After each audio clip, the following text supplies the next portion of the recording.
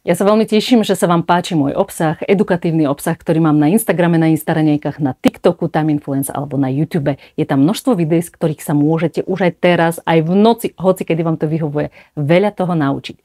Pri individuálnej spolupráci vždy si s vami potrebujem zavolať, takže keď si pozriete popis, tak kliknutím na link 15-minútový call dáme zadarmo, hlavne kvôli tomu, aby som zistila, aké sú vaše potreby, čo potrebujete aktuálne vyriešiť a či s tým viem pomôcť ja a hlavne akým formátom viem s vami spolupracovať, aby som v tej vašej požiadavke vám pomohla.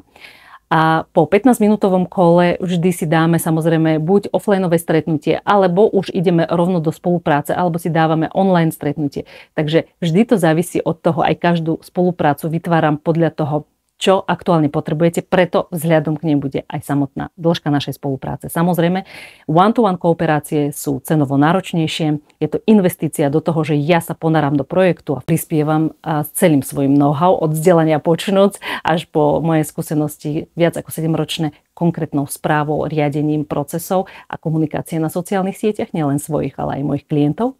Sú však formáty, ktoré sú cenovo dostupnejšie a to sú skupinové offlineové školenia, o ktorých sa dozviete, ako doberáte newsletter alebo navštívite môj web www.tamaragoncarova.sk, alebo sú to onlineové školenia, ktoré sú vlastne cenovo najdostupnejšie, e-booky, tréningy, buď v náhranej forme, alebo tie, ktoré prebiehajú naživo.